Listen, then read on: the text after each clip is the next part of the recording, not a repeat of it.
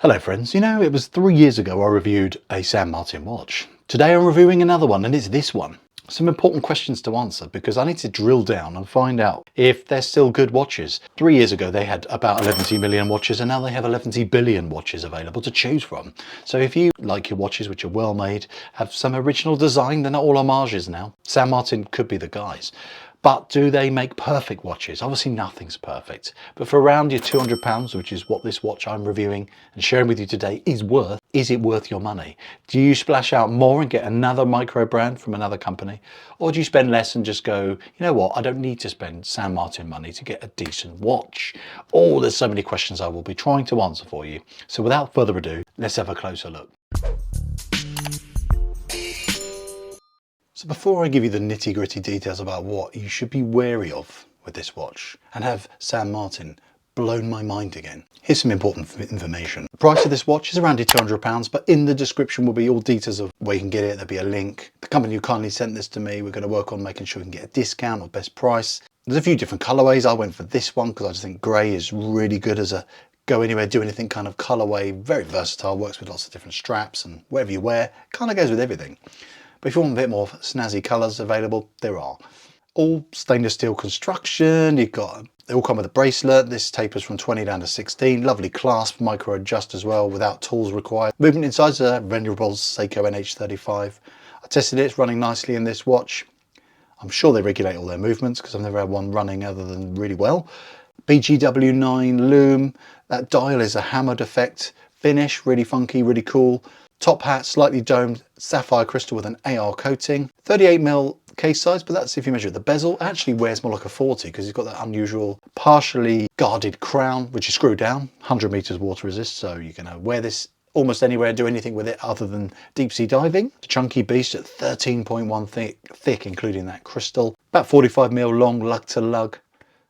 So I'm going to start with my criticisms. I have to do them first, really. It's too thick. 13mm thick for a watch which is only about a 38 and only about 45 long. It's too thick. 11mm, maybe even less, just proportionally works better for a watch this size. As you can see, it just feels slightly top heavy, and it looks top heavy because it is top heavy, because it's rather chunk. This is a personal thing. I don't like the San Martin logo. I think it looks fussy. As you can see here, in some angles it just looks like a dark blob. Bit ugly. I think they could simplify it and make it more elegant.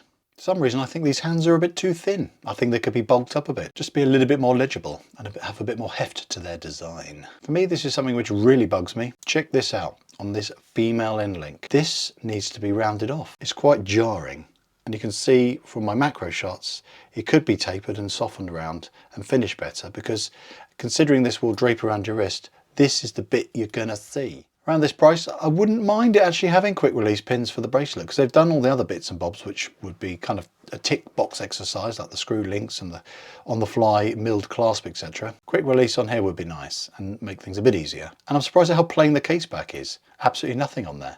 Normally they have a bit of a design on there. If I'm being really picky, I think this inner rehort could be a little bit darker. It's almost a bit too light in contrast with this dial. They're just almost like they're slightly not colour matched. That's just a personal thing.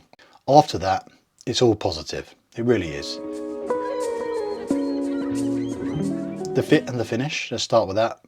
Amazing. It's the usual San Martin, if not better than what I remember before. It's so crisp, the contrast between these polished elements and the brush sides and the chamfering even. This is a new thing. I don't remember them doing so much before. They seem to do attention to detail on the bracelet. They do extra polishing along the edges, so it's not edgy anymore. They used to feel a bit sharp, but this, they've actually gone to the effort of having a slightly polished element, and then it goes back to brushed on the sides, and then there's a tiny bit of polish that's gone on the underside of the bracelet. So that means this is extremely comfortable. There's no hair plucking or anything. It doesn't feel scratchy on the wrist. Really comfy. So if I'm going to wear this watch all day, which I have been doing a number of times, it's very comfortable in terms of how it just sits and feels on the wrist in that respect. And you know what's another nice detail is they've done a bit of a chamfer on this edge here on the clasp, so it just sort of blends in smoothly around when it tapers around the wrist. The clasp itself is beautifully done. It's not very thick. It still has the built-in micro adjust. So you pop that down like that and it slides relatively smoothly, a little bit sticky sometimes, and then it just really nicely just clicks back into place.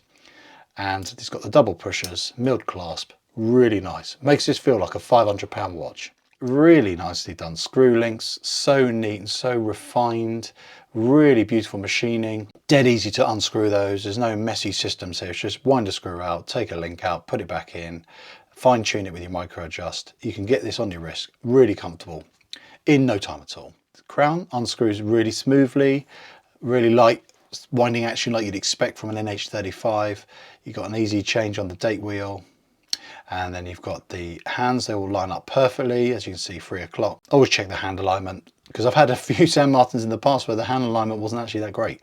But this is absolutely perfect. The markers all line up with the inner rehort. It's just been put together extremely well. Can't find any fluff, dust under the crystal. Jumping back to the finishing, got this lovely radial brush, almost like a sunburst effect on this top part of the bezel.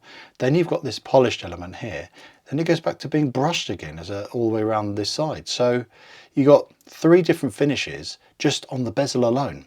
Then you go to the mid case, bit of a chamfer going along here and all the way around here. Polished chamfer on the underside as well, so it helps it have this slightly scalloped effect, so it fits on your wrist really smoothly and really comfortably. No sharp edges here, no hot spots, if you will. And then when you look in between the lugs, you've got brushing and then another bit of polishing going on here, where the lug sort of slightly curves down. The female end links integrate really nicely. Top hat crystal allows it to really be a nice thing to play with the light. Very good clarity, slightly blue hue to it when it catches the light. Their brushing, I would love to know what kind of machine they use, because it is just so fine and so neat. It's hard to put your finger on it, polishing and brushing, but when it's done really well, you do notice the difference. It just makes a watch catch the light differently, has a lovely sheen to it. So this definitely looks like a very expensive watch when it's only around £200. That's extremely clever, and they're still very, very good at that. As they are applying lume, it's BGW9, that blue colour. It doesn't have that initial punch your eyeballs that C3 green lume has, but this is just crisp and minty for so long.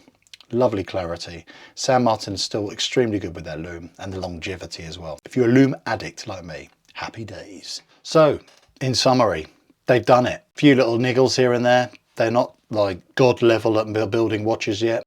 But you know what? For a watch which doesn't seem to be paying homage to anything, has a really unique hammered effect dial which plays with the light. It's really interesting, and there's different colours available. There's so much choice. This ticks so many amazing fun boxes that I think genuinely San Martin have upped their game with the choice of individual designs, colour variations, and the fit and finishes.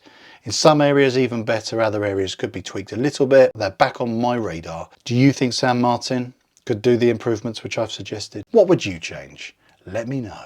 So you got to the end of the video, and as what may be customary, if you get to the end, you may be expecting a Arnold Schwarzenegger impression for me to sign off. So the first thing you need to do is hit subscribe. The next thing to do is to get to the chopper, hit the subscribe button, get out of here now!